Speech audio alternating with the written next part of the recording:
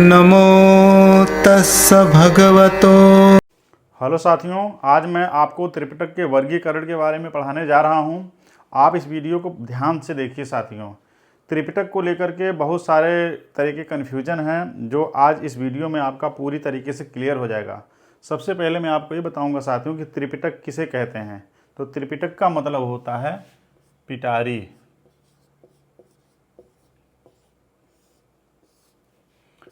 ये पिटारी क्यों कहा जाने लगा? क्योंकि भगवान बुद्ध की जो देशनाएं थीं उन देशनाओं को 3 खंडों में विभाजित किया गया। विनय पिटक, विनय पिटक, सुत्त पिटक, अभिधम्म पिटक।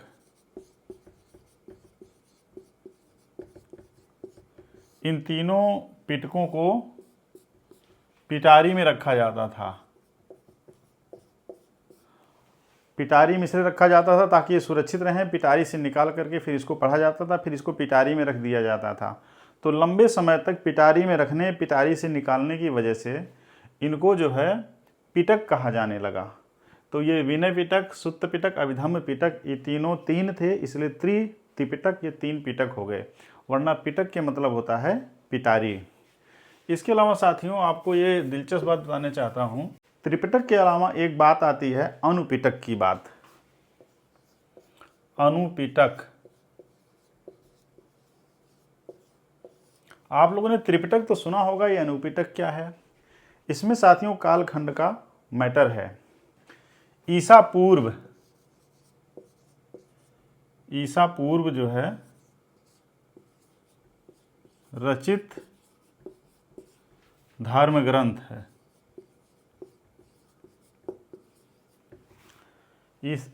ईसा पूर्व धर्म रचित जो ग्रंथ हैं ये त्रिपिटक हैं, ये त्रिपिटक हैं। और ईसा मसीह के बाद, ईसा मसीह के जन्म के बाद रचित ग्रंथ जो हैं ये अनुपिटक हैं।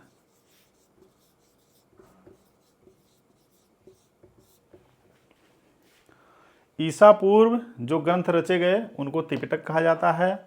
ईसा मसीह के जन्म के बाद जो ग्रंथ रचे गए उनको अनुपिटक कहा जाता है। और ये जो ईसा पूर्व वाला मैटर है इसको हम पाली साहित्य भी कहते हैं। पाली साहित्य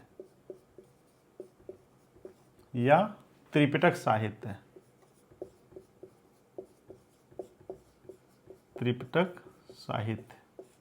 यानी ईसा मसीह के पूर्व जो है, 1 सदी से पूर्व जो है जिस ग्रंथ की रचना हुई उसको हम पाली साहित्य कहते हैं या त्रिपिटक साहित्य कहते हैं या त्रिपिटक साहित्य कहते हैं। और ईसा मसीह के जन्म के बाद यानी AD जो ग्रंथ रचे गए बौद्ध धर्म में, उन ग्रंथों को जो है अनुपिटक कहा जाता है साथियों।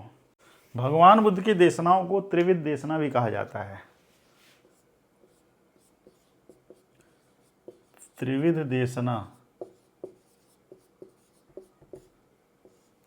और भगवान बुद्ध के धम्म को साधम्म या लोक धम्म भी कहा जाता था। साधम्म या लोक धम्म, धम्म, साधम्म या लोक धम्म भी कहा जाता था।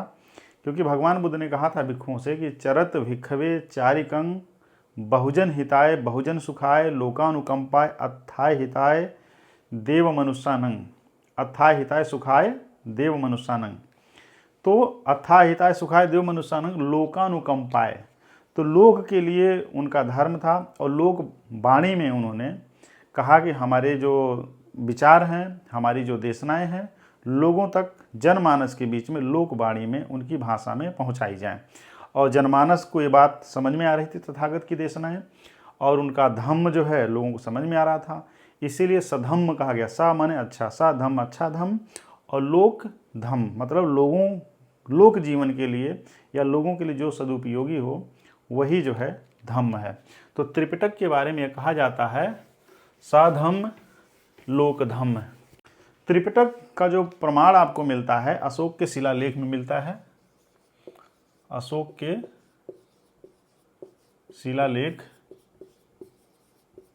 शिलालेखों में त्रिपिटक के प्रमाण मिलते हैं। इसके अलावा जो है मिलिंद प्रश्न में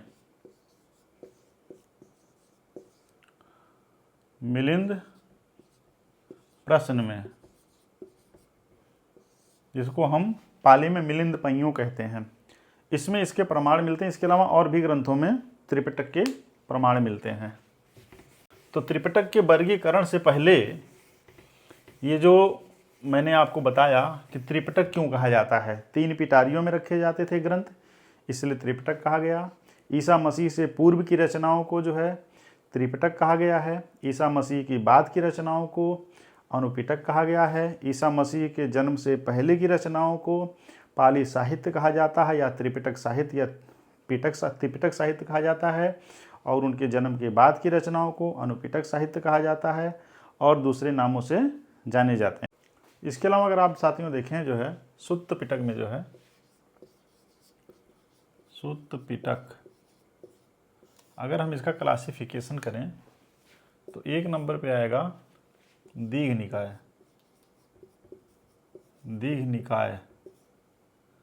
2 पे आएगा मध्यम निकाय,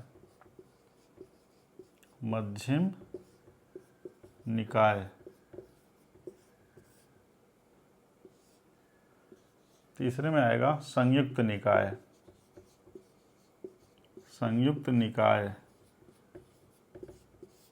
चौथा ग्रंथ है अंगुत्तर निकाय,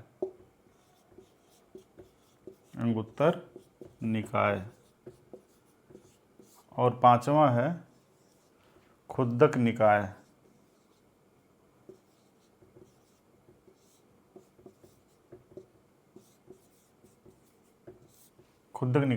तो साथियों सुत्त पिटक में जो है कुल 5 ग्रंथ हैं। दीघ निकाय, मध्यम निकाय, संयुक्त निकाय, अंगुत्तर निकाय, खुद्दक निकाय। इनमें बहुत सारे सुत्त हैं और मैं इसको आगे डिटेल में आप लोग को बताऊंगा जो है। और ये जो खुद्दक निकाय है इसमें कुल 15 ग्रंथ है, जिसमें धम्मपद भी आता है, खुद्दक पाठ भी आता है, जातक आता है, थेर आता है, थेरी गाथा, बहुत सारे हैं, इतवत्तु आता है। तो इसको हम डिटेल में आपको पढ़ाएंगे। अभी हमने पढ़ाया पार्ट 1। पार्ट 1 का मतलब यह है सुत्त पिटक। अब हम पढ़ाएंगे आपको विनय पिटक। तो इसको मिटा दें साथियों। ये जो बी है साथियों त्रिपिटक का, ये है विनय पिटक, जिसमें अगर आप वर्गीकरण करेंगे तो इसमें आएगा सुत्त विभंग,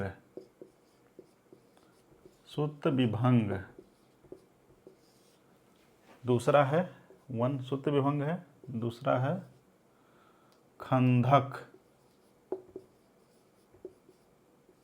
और तीसरा है परिवार।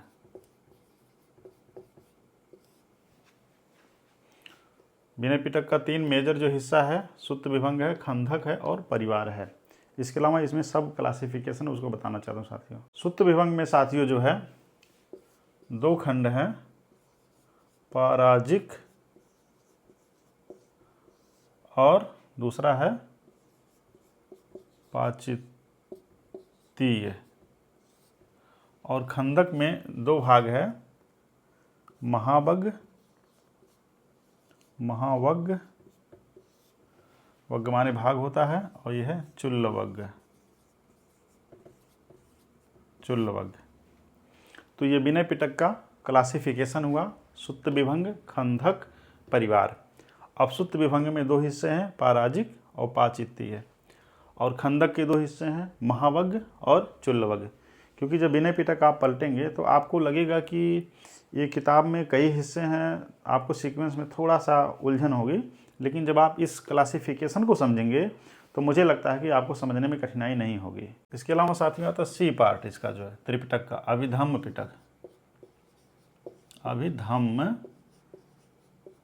पिटक। इसमें साथियों कई भाग हैं, कई ग्रंथ हैं। नंबर 1 है धम्म संगड़ी, धम्म संगड़ी। 2 है विभंग। तीसरा है धातु कथा।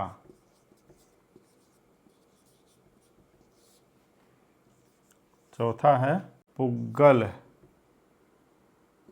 पई अति। 5वां है कथावत्थु। 6वां है यमक। 7वां है पठान।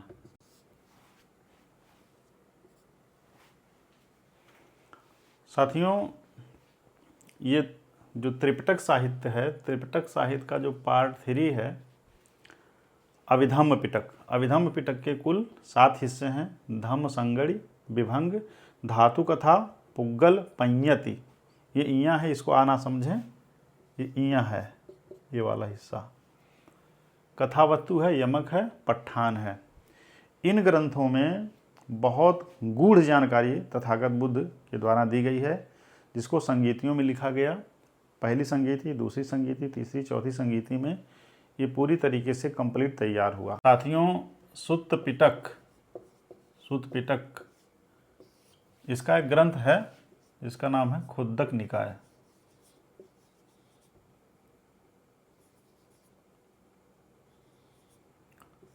खुद्दक निकाय। इसके कुल 15 ग्रंथ हैं साथियों, और बहुत ही महत्वपूर्ण ग्रंथ हैं त्रिपिटक साहित्य के, जिसमें आता है नंबर 1 खुद्दक पाठ। नंबर पे 2 आता है धम्मपद।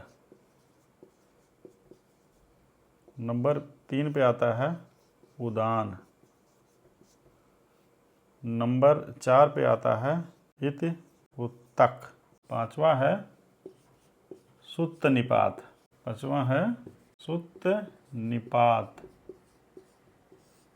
ये बहुत महत्वपूर्ण ग्रंथ है साथियों। इसी ग्रंथ में दिया गया है कि धनी ग्वाला नाम के एक व्यक्ति थे जो भगवान बुद्ध के शिष्य बने, और इसमें बहुत सारे सुत्त आए हैं साथियों। जो है कभी डिटेल में इसको पढ़ाएंगे सुत्त निपात को। 6ठा ग्रंथ है साथियों विमानवत्थु। 7वां है पेत वत्थु। 8वां है थेर गाथा। 9वां है थेरी गाथा। पटि संभिदामग्ग।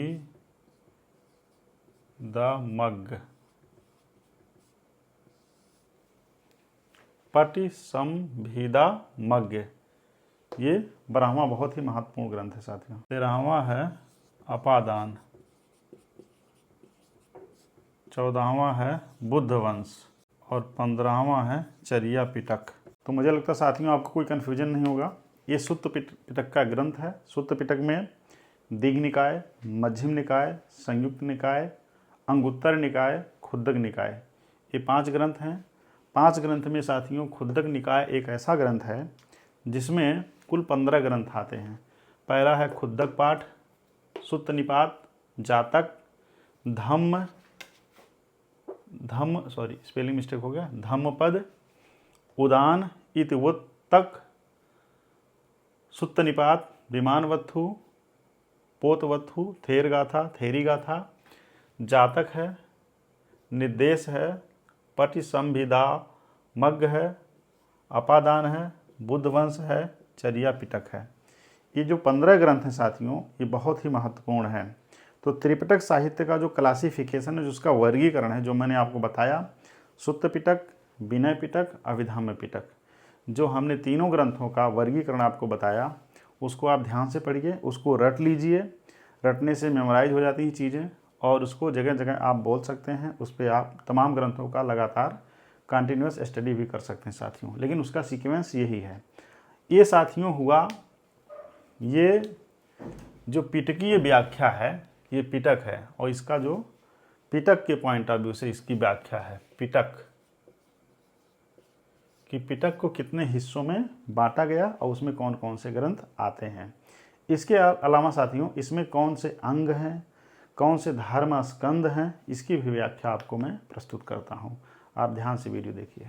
त्रिपिटक में साथियों जो वर्गीकरण है, जो उसका जो फिलॉसफिकल टेक्निकल वर्गीकरण है, जो भाषाई आधार पे शैली के आधार पे जो वर्गीकरण है, वो वर्गीकरण आपको मैं प्रस्तुत करूंगा। इसके पहले वाले वीडियो में मैंने आपको फिलॉसफिकल त्रिपिटक का वर्गीकरण की बात किया था, जिसमें तमाम देशनाओं की बात किया था, त्रिविधि की बात किया था, आड़ा देशना, व्यवहार देशना, परिमथ देशना की बात किया था।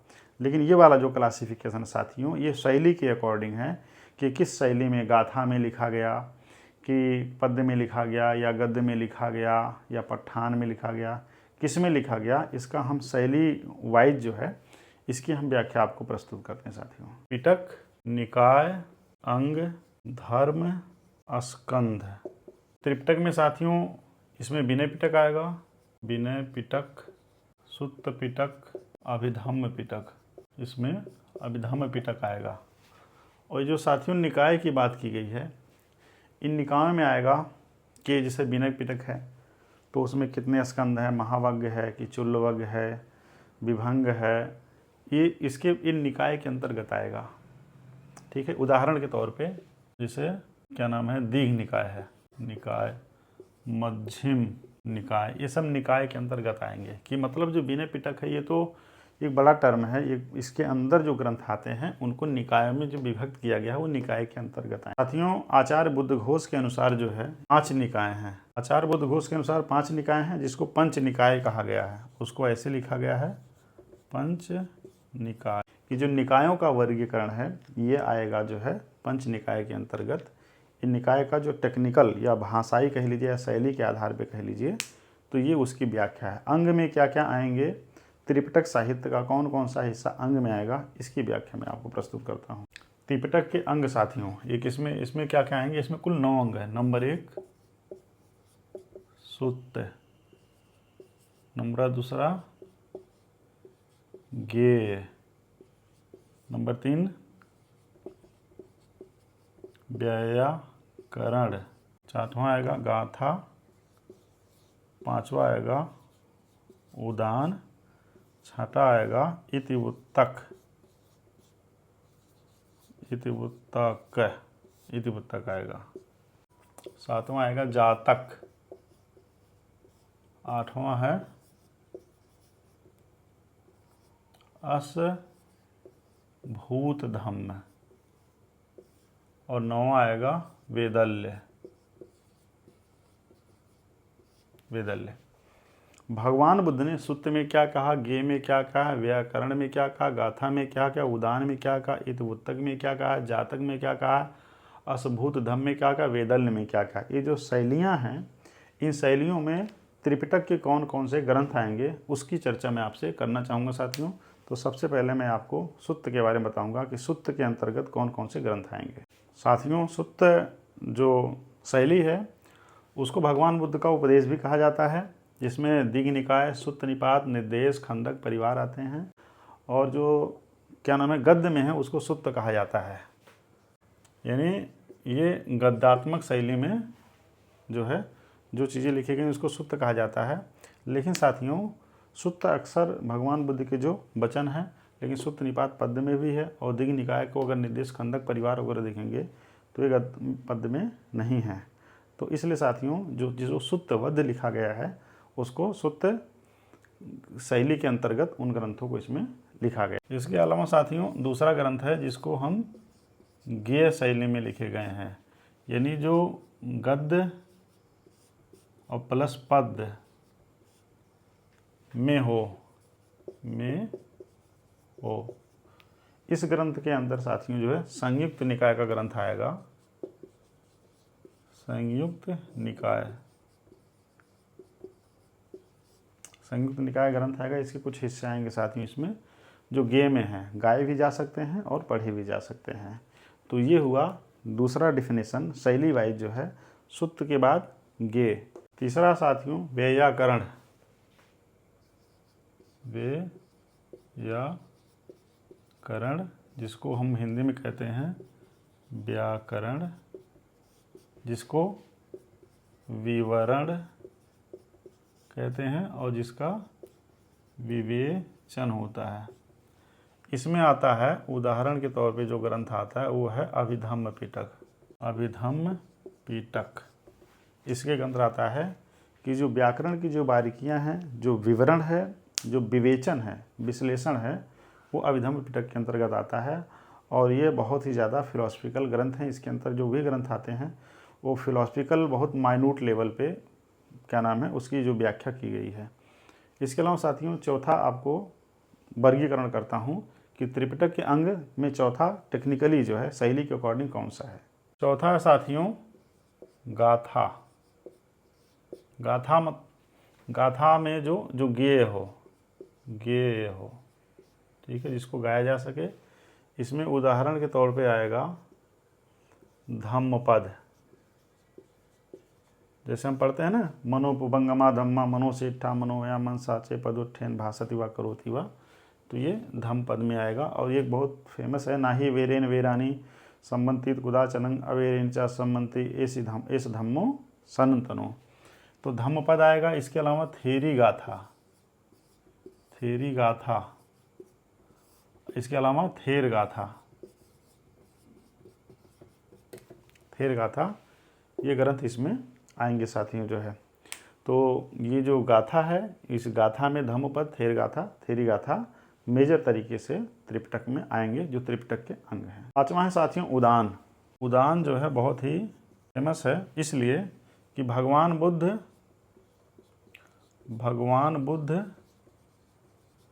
के मुख से निकली गाथा। भगवान बुद्ध जो बात कहते थे वो गाथा वाइज कहते थे। और उदान में इसका जिक्र आया है कि भगवान बुद्ध के मुंह से जो गाथाएं निकलती थीं उसको त्रिपिटक के अंग में अगर रखा जाए, कला क्या नाम है शैली के अकॉर्डिंग, तो उदान में रखा जाएगा। और उसकी जो व्याख्याएं हैं वो तमाम दृष्टांत के साहित्य त्रिपिटक साहित्य में मिलती हैं। छठवां साथियों इति उत्तक है। छठवां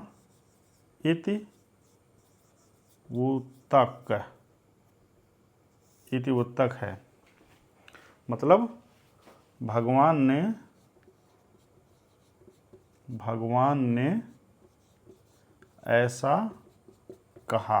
में भगवान बुद्ध कोई सेंटेंस कहते थे तो लोगों ने कहा भगवान बुद्ध ने ऐसा कहा है, तो उस शैली को इति उत्तक में रखा गया है त्रिपिटक साहित्य के अंतर्गत, जिसको पाली में एक सेंटेंस के तौर पे कहा जाता है उत्तंग हेतंग भगवता, भगवान ने ऐसा कहा। इसको इति उत्तक शैली में लिखा गया है साथियों। सातवां मैं इसको मिटा देता हूँ, सातवां जो शैली है उसको दिखाता हूँ। त्रिपिटक साहित्य में 550 जातक कथाएं हैं। इसमें भगवान बुद्ध के पूर्व जन्म की कथा है। भगवान बुद्ध के पूर्व जन्म की कथा है जातक में, जिसमें 550 जातक कथाएं हैं। आठवां अंग क्या है उसको आपको दिखाता हूँ साथियों। आठवां साथियों असभूत धम्म।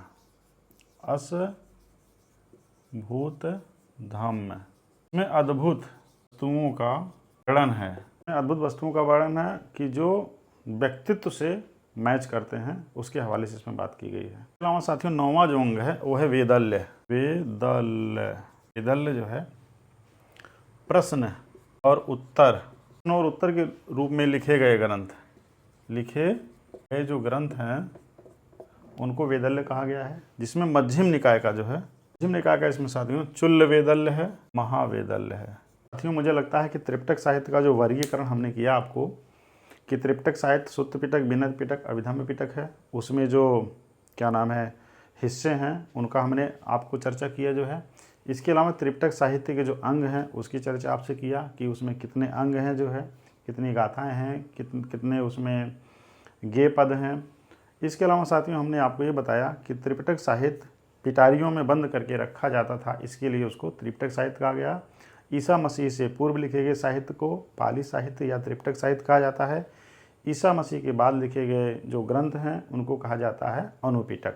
तो मुझे लगता है इस वीडियो ने आपको काफ़ी लाभान्वित किया होगा। आप इस वीडियो को बहुत बारीकी से देखिए, रुक रुक के देखिए, स्क्रीनशॉट लीजिए। और अगर आपका कोई प्रश्न है त्रिपिटक ग्रंथ से हवाले से या बुद्धिज़्म से रिलेटेड तो आप कमेंट बॉक्स में ज़रूर लिखिए। हम अगली वीडियो में उस पर वीडियो ज़रूर बनाएंगे। साथ में मिलते हैं अगली वीडियो।